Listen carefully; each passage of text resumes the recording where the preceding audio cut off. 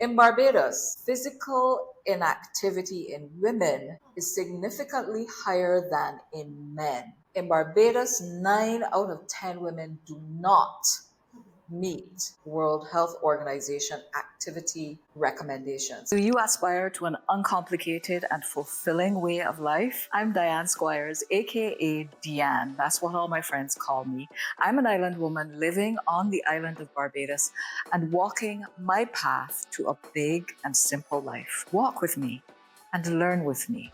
Welcome to the Island Woman Podcast.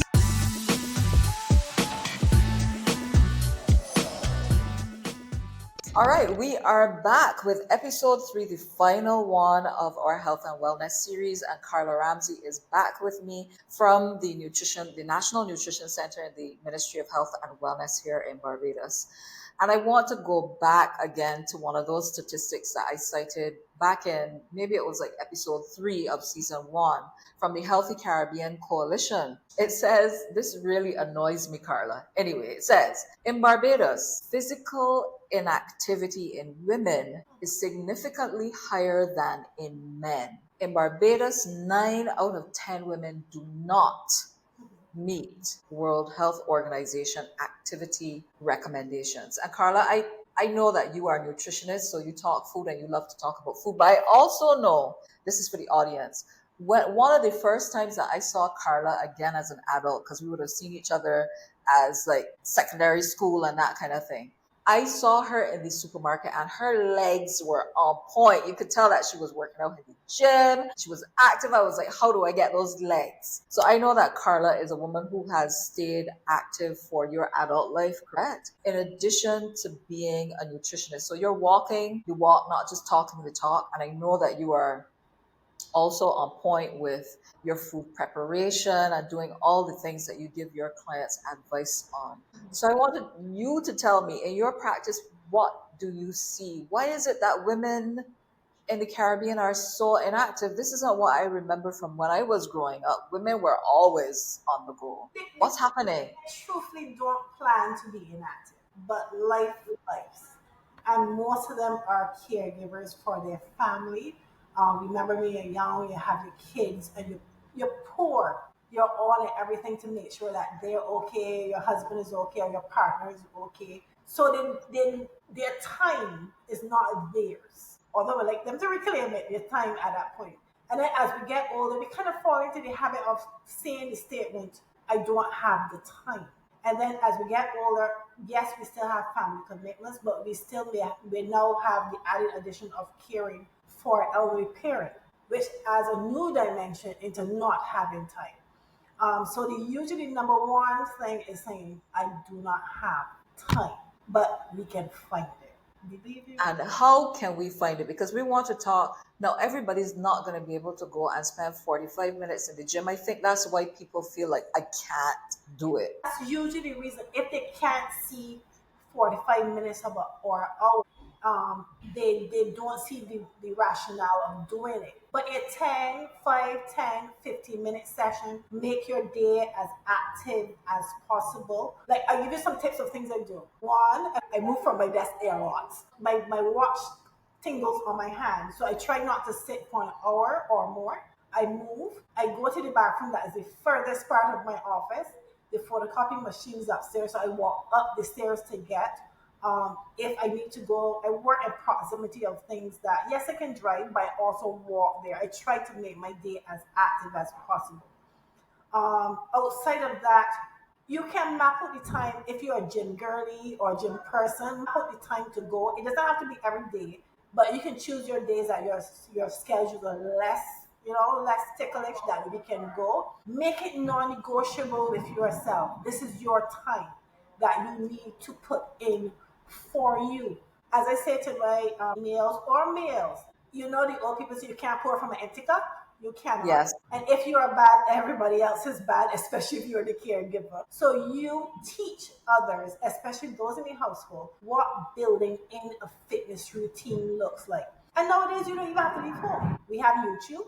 We have different fitness apps online. You can Yeah. upload a 10, 15-minute one. One of the ones that I recommend for my older clients is something called Walk Away the Pounds. You literally put on your shoes and walk. It gives you a routine that is fun, engaging, and is a 15-minute up to an hour.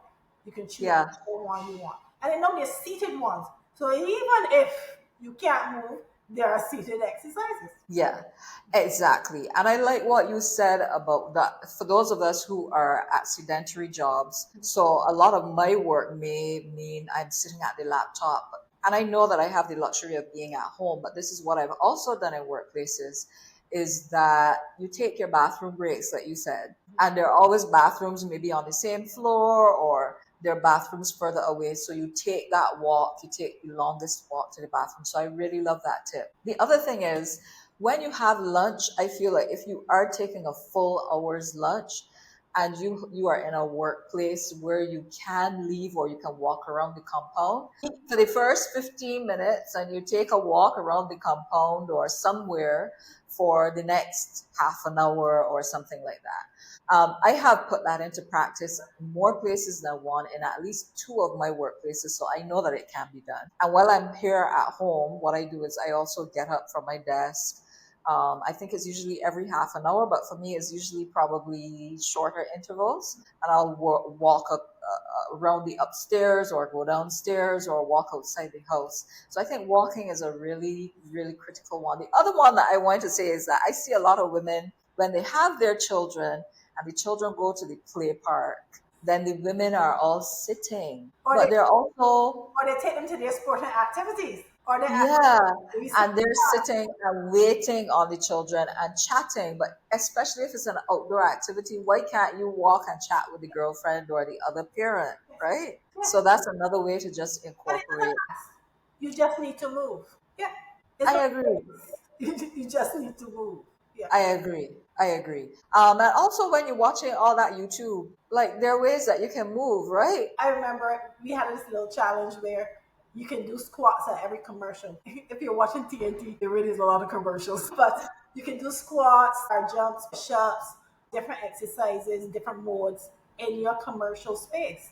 As opposed to sitting and waiting or going for the snack when commercials come on, we can actually do something. Every little bit counts, and Yeah. that's the note I want you to remember. Every little bit counts.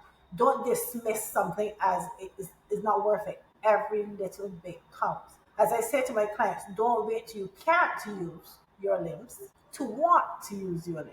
If you have the privilege of doing it right now, move. Please move. Yeah, and the reason why you say this to your clients, because you're a nutritionist, but you're also advising them on movement. What's the interaction that we're talking about between the food and the It's movement? like Why are you? It's like a marriage. Remember, your food is fuel. Not only it is to build your healthy body, but it's also your fuel to move. If you're over consuming and we're not moving, we're more likely to store. So then we're more likely to gain weight, which I don't want for you.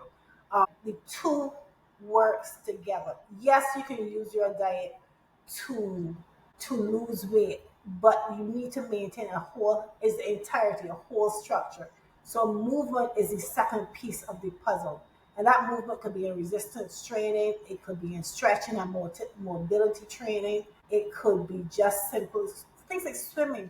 We are surrounded, don't many sarcasm now, but we are surrounded by beach. We should be able to swim. If you can't swim, go on the beach and walk. It's very relaxing. Yes, Um, I agree. it brings in the whole meditation and good mental health.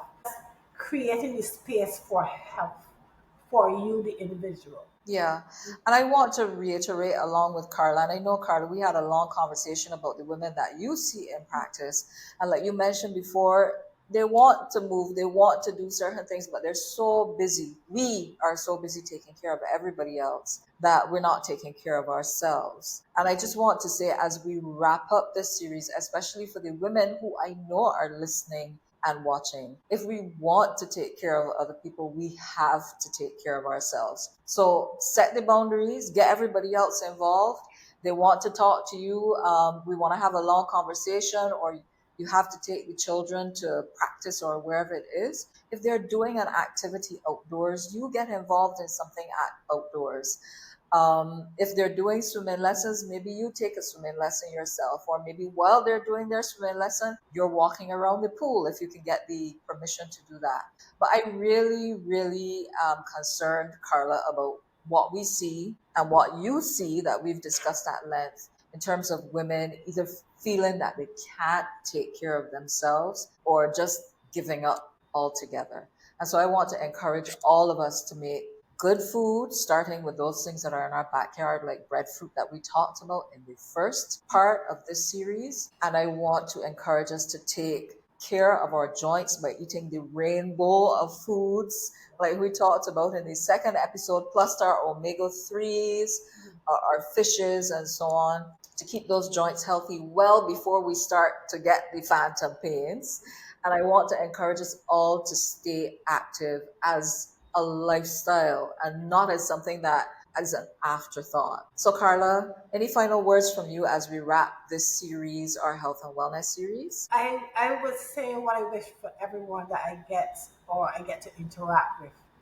I wish you good health. And I wish you to be in good enough health that you are independent later in life. Because remember, that's what we are preparing for. You want to be in your 70s, 80s, and 90s, and we still tearing up the dance floor because we're able to. Yeah? Yeah, You're not wishing, we're able to. But you yes, want to live a healthy enough life that in your later stage you are as independent and not dependent on others. But it takes preparation.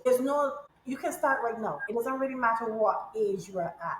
There's always something that you can do to improve your outcome. So I don't want you to throw your hands up in the air and say, okay, it's too late for me. No, we can do something at this stage, whatever stage we're at. yeah. And if you have an ability to move any part of your body, you should take the Yeah. opportunity to move that part of your body. I truly believe that. All right. So weigh in for me, everyone who is listening or watching this episode. Let us know if you are working activity into your lifestyle. What are some of the barriers preventing you from being as active as you would like to be? And what do you think you can take away from the conversation that we've had today to incorporate that activity into your lifestyle? We really want you to be able to move well into your 70s, 80s, 90s, like Carla said. So let's do it. But put it in the comments. Let us know how we can help if we can. Let us know what you think about what we've done in the health and wellness series. But for now, that is it. That is our third and final episode of the health and wellness series, season 2 of the Island Woman podcast. If you've made it to the end of this episode with us, me and Carla, thank you so much for taking the time. If you liked it, share it with a friend or leave a comment or both. And if you watched it on YouTube, give it a thumbs up and subscribe to the channel. Remember, click the bell icon to get notified every time a new video goes live. Thanks for joining me on the Island Woman podcast. I'm your Island Woman, Diane Squires, aka Deanne. Until next time, peace.